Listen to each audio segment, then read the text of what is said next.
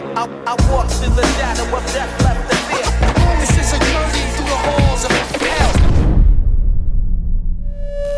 Yes people, what is good? I am BA, back once again with a review for you, and this week I'd like to talk about the 1997 film Anaconda. I never really hear this film mentioned anymore, but the first thing I want to talk about is it's got a pretty strong cast considering what it is. It's got Jennifer Lopez, Ice Cube, Jon Voight, Eric Stoltz and Owen Wilson, so it's a fairly strong cast. And the movie is about this team of sort of scientist types who are on a riverboat in the jungle looking to contact a lost Indian tribe. They come across Jon Voight's character, whose boat has sunk, and they bring him onto their boat, and it turns out that Jon Voight is basically a snake hunter who is looking for this legendary anaconda snake, and they all end up helping him. I love creature features when they're done well, and there was a few great ones from the 80s and 90s that still stand out to me to this day, like Tremors and Anaconda. There was hundreds of different creature feature type movies made, but yeah, very few stick in my mind like those do. I always feel like jungles and river jungles and bayous and things like that are great scenery for movies in general, which aren't often used. Even for horror, the last horror I think I can watch that used a bayou was a movie called Hatchet, and that's not exactly a giant big budget Hollywood masterpiece or anything. So yeah, very underutilized scenery. And also this film came around at an interesting time because it marks that transition in the 90s when they were moving away from practical effects to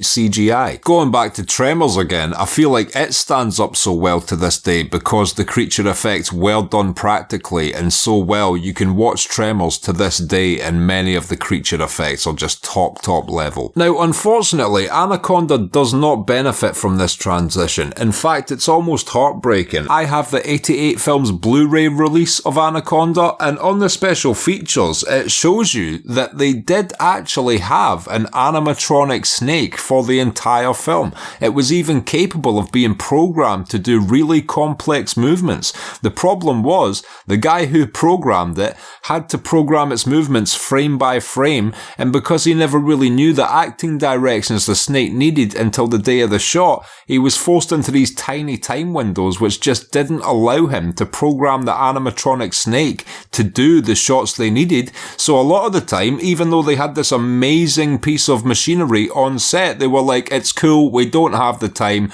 we'll just CGI it later. And you know what? Here we are way later, like over 20 years later, almost 30 years later, and I will say that was a terrible decision because whenever the CGI snake is on screen, it looks horrible. It has not stood the test of time well whatsoever, and it almost breaks my heart to think how legendary this film would have been had they have replaced all the CGI snake shots with the animatronic snake they had on set and given the guy the time necessary to program it frame by frame to achieve the same shots as they had in the final movie. I genuinely think Anaconda would be up there with things like Tremor as one of the best creature features ever, especially for the 90s, if they'd have just made that decision, because when you watch this movie, it's a really fun, enjoyable film, like surprisingly good in many ways. When you watch the film, it's surprisingly enjoyable. When you watch the cast, it's a surprisingly strong cast. You know, everything about it is impressive if you go in there with low expectations, because it surpasses low expectations. But it's something I really can't get over. Like, I'm not joking, I own it, I think it's brilliant, I enjoy watching it, but then whenever I do watch it, I'm like, oh, that fucking CGI snake looks so shit. And you get to see what it could have been because the animatronic snake is still in the film in a few shots, and when it shows up in the few shots, you're like, oh, so the whole film could have looked that good? It's so frustrating. But still, when you watch it in places, it's got that 90s magic to it, which is so hard to recapture today. You know, that true feeling of like fun and adventure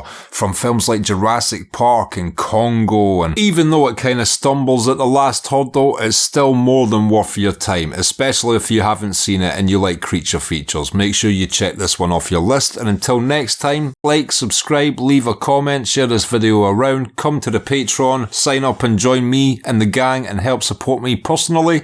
Till next time, I've been BA, peace.